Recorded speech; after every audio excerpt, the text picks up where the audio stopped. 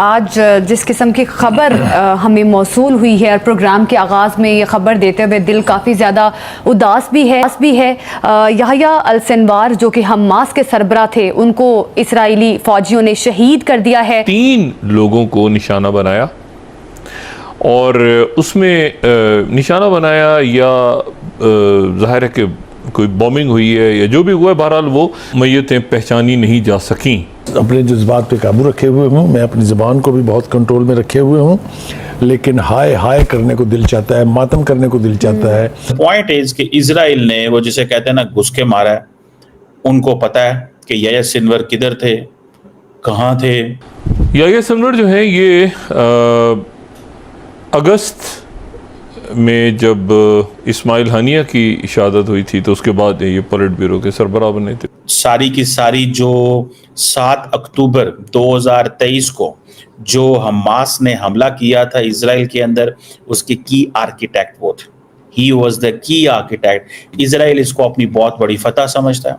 1 साल और चंद महीनों से वो गजा की ईंट से ईंट बजाने के बाद अब लिबनान की तरफ बढ़ रहा है। एक बात जरूर है कि अगर इतनी जल्दी जल्दी हमास के लीडर्स मरने लगे और मारे जाने लगे तो डेफिनेटली हमास जो है वो बहुत कमजोर पड़ जाएगी और इजराइल जो है वो कहीं रुकता हुआ हमें दिखाई नहीं देता। फिर आज बहुत शिद्दत के साथ इस्लामी क़यादत जो है उसका मातम करना चाहता हूँ। इजराइल की तरफ से हमें कुछ ऐसा नहीं लग रहा कि वो किसी तरह से भी बातचीत के मूड में, डायलॉग के मूड में। दोस्तों, इजराइल पर 7 अक्टूबर 2023 को किए गए हमले का mastermind Hamas chief Yahya Sinwar मारा गया है। इजराइल के प्राइम मिनिस्टर बेंजामिन नेतन्याहू और इजरायली विदेश मंत्री कोट्स ने गुरुवार रात को सिनवार की मौत की पुष्टि की। नेतन्याहू ने एक वीडियो मैसेज में कहा, हमने हिसाब चुकता कर दिया है, लेकिन जंग अभी जारी है। दरअसल इजराइल डिफेंस फोर्सेस ने 16 अक्टूबर को रूटीन ऑपरेशन में सेंट्रल गाजा की एक इमारत पर हमला किया। इसमें हमास के 3 सदस्यों के मारे जाने की खबर आई। बाद में पता चला इनमें से एक याह्या शनिवार है। दरअसल इजराइल और हमास की जंग की वजह 7 अक्टूबर हमला था। इसमें 1200 इजरायली नागरिक मारे गए थे। तब से दोनों के बीच जंग जारी है। सिनवार की मौत की जांच के लिए डीएनए टेस्ट किया गया। इससे पहले भी सिनवार को मारने के लिए इजराइल ने कई कोशिशें की थी, हालांकि इसमें कामयाबी नहीं मिल सकी। इस खबर के बाद पाकिस्तान में मातम छाया है और पाकिस्तानी मीडिया सिनवार के मारे जाने पर आंसू बहा रहा है। तो चलिए दोस्तों, इस खबर पर आगे पाकिस्तानी मीडिया का रिएक्शन देखते हैं और चैनल को लाइक और सब्सक्राइब करना मत भूलिएगा। लेकिन जो बड़ी खबर इस वक्त आ रही है वो है हमास के सरबरा याह्या सिनवर की शहादत के हवाले से, और उसमें काफ़ी जो अरब मीडिया है और जो इसराइल की फ़ौज है, उनकी मिलिट्री इस्टेब्लिशमेंट है, उसकी जो कोऑर्डिनेशन है, अमेरिकन मीडिया, बाकी मीडिया और उनके जो हुकाम हैं मुख्तलिफ, वो ये बात कर रहे हैं कि याह्या सिनवर जो है वो शहीद हो गए। याह्या सिनवर जो है ये अगस्त में जब इस्माइल हानिया की शहादत हुई थी तो उसके बाद ये पोलिट ब्यूरो के सरबराह बने थे। 62 साल इनकी उम्र, और खान यूनस के जो कैंप है, महाजिर कैंप, उसमें इनकी विलादत हुई।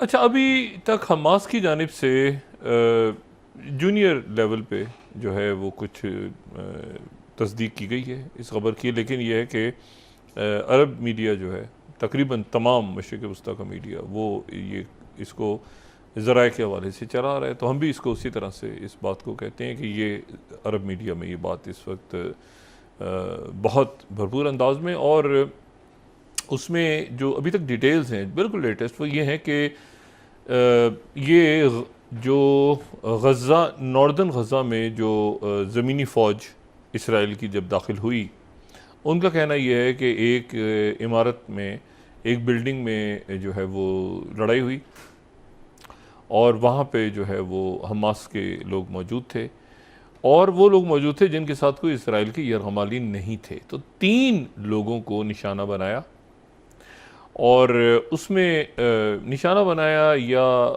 ज़ाहिर है कि कोई बॉम्बिंग हुई है या जो भी हुआ है, बहरहाल वो तीनों जो हैं वो मैयतें पहचानी नहीं जा सकीं। दोस्तों, मिडल ईस्ट से एक बड़ी डेवलपमेंट है कि इजराइल ने याह्या सिनवर को कत्ल कर दिया है। याह्या सिनवर जो हैं एक prominent Palestinian political and military leader थे, हेड ऑफ हमास थे इस वक्त। इससे पहले आपको याद होगा कि जब ईरान के अंदर हमास के लीडर को आईआरजीसी के कंपाउंड के अंदर इजरायलियों ने कत्ल कर दिया था, उसके बाद याह्या सिनवर जो हैं उनको बनाया गया है, हेड बनाया गया। अभी कोई 2 महीने भी नहीं गुजरे और वो भी उनको भी इजराइल ने बिल्कुल अपने इंटेलिजेंस ऑपरेटर्स के ज़रिए कत्ल किया। इन्फ्लुएंशियल फिगर थे, ऑर्गेनाइजेशन को कंट्रोल करते थे, और इस पॉलिटिकल पार्टी, या इसको वो पॉलिटिकल पार्टी भी कहते हैं, पॉलिटिकल भी कहते हैं वो, और मिलिट्री लीडर भी वो कहते थे। और सुनने में आ रहा है कि हमास का एक मिलिट्री विंग होता करता था, इज़्ज़ुद्दीन कासम ब्रिगेड, वो इसको हेड करते थे।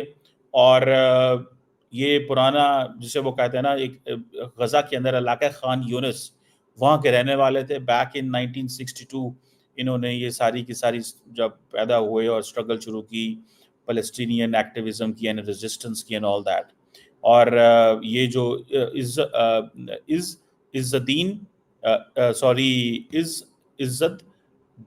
इज़्ज़ुद्दीन अल कासिम ब्रिगेड जो है, इज़्ज़ुद्दीन कासिम अल ब्रिगेड जो है, इसको वो बेसिकली इसके फाउंडिंग मेंबर थे, चला रहे थे, इंस्ट्रूमेंटल थे, इसकी मिलिट्री जो ऑपरेशंस को देखते थे and all that. But the point is कि इजराइल ने वो जिसे कहते हैं ना घुस के मारा है।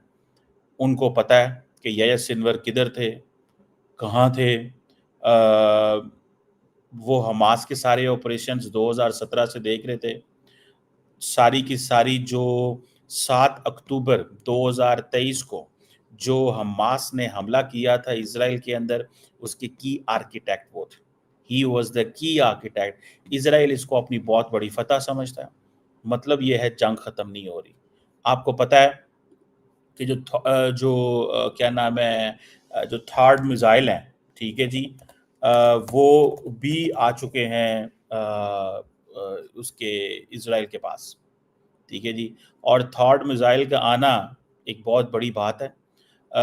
ये थर्ड मिसाइल है, इनको कहा जाता है terminal high altitude area defence missile system.